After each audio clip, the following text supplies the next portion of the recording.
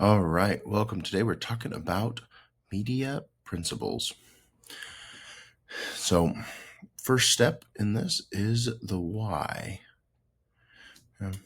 So, why would we learn about this? So far in class, we have talked about the 4 P's of marketing. We've talked about branding. We've talked about research.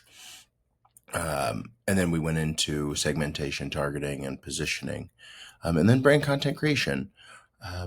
But when we think about some of those main elements, we think about research, like what does our audience want? We think about STP or segmentation, targeting, and positioning. We think about who is our audience and how are we going to reach them and how are we going to stand out? And then we think about brand content creation, which is how do I create blogs, pictures, graphics, videos that people find compelling. So in media principles, we're talking about where do we put that? In today's world, it's pretty easy to consider that like, oh, we're just going to put it on social. And that's the solution for a lot of different businesses. And there's nothing wrong with that. TV commercials can be expensive. Radio ads aren't for everyone. You can run Spotify advertising campaigns. There's all sorts of other avenues, but I think for a lot of people, the default thinking is social media. And there's a good reason for that. Social media is used by a lot of target audiences out there. So we get why, but there's some basic media principles that I want us to think about, and that will pull in all of the other things that we've learned so far. So sometimes we call this media overview as paid, earned, and owned media, or PEO. You see the P, the E, and the O, right? Paid, earned, and owned media. And so I'm going to do a quick overview of each of those, and then we'll pull it together in some sort of example. So paid media is, let's say I have a lawn mowing business and I sponsor I run a social media ad. Okay, that is paid media. If I pay for a radio ad, paid media. And the keyword is if I'm paying for it to be somewhere, to be for other people to hear. If I'm paying for other people to hear it, it is paid media. Okay, simple as that.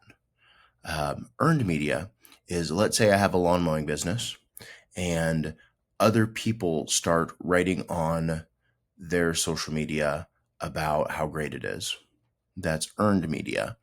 It could be a writer from a newspaper decides to cover me, an influencer on their own, or someone on their own decides that they want to talk about my work. That's earned media. Owned media is content or media that I produce and I put on my own channels.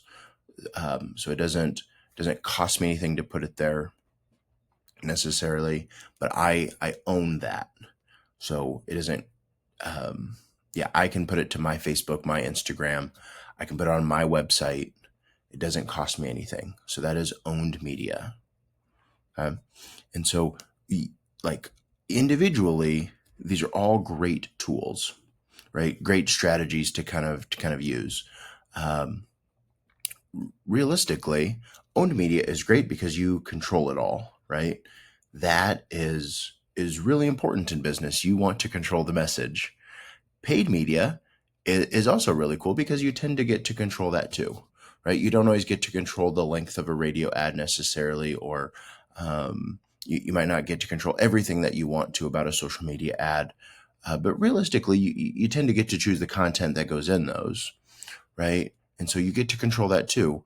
But the challenge with owned media and paid media is that some people consider them less trustworthy, right? How many times do you click on a sponsored ad, which would be paid media, right? Not a lot, right? Or maybe you do, I don't know. But so earned media is really what drives some excitement most of the time, because it's someone else that's unpaid saying how great you are or great your business is. But this is tricky because you don't get to choose what they say, right?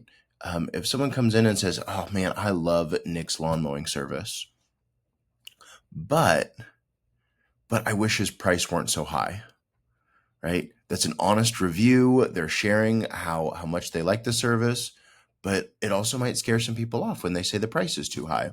And so earned media is a bit of a mixed bag sometimes. You want honest opinions, but realistically, you want honest, positive opinions.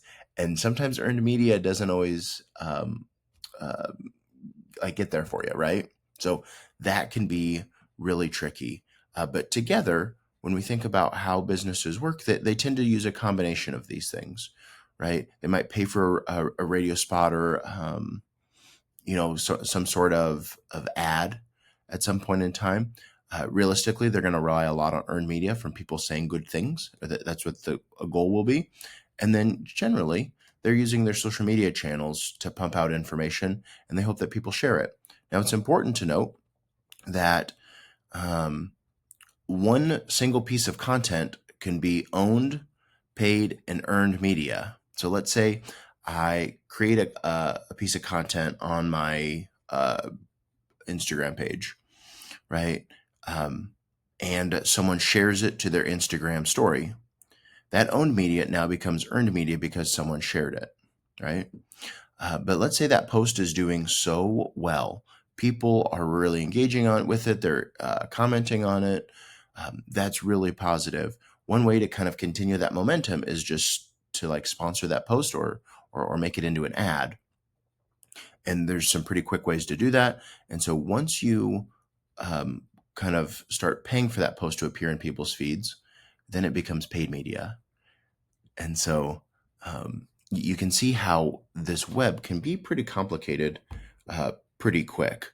So I would, there are fun topics. It's a relatively simple concept, but you can see how it gets complicated. And so I'm looking forward to seeing how you plan to create a media strategy for your nonprofit as part of the assignments for this week. So that's what you're going to do. You read up a little bit more about media principles through this week's reading, but then you're going to try to apply it. So you're going to build on your segmentation, targeting, and positioning plan, and you're going to incorporate more media principles into that, specifically as it relates to Google Grants. So if you didn't know, Google Grants is a pretty neat service offered by Google. As a nonprofit, you can apply for several $1,000s a month in free Google ads. And so that would be pretty neat for most nonprofits. You might choose to earn your Google ad certification in advance. That's next week's assignment. You're more than welcome to incorporate it into this week's and apply that a little bit more, but it's not required. And we're not expecting a deep level of Google Ads understanding in order to successfully complete this assignment. So good luck, and I can't wait to see what you come up with.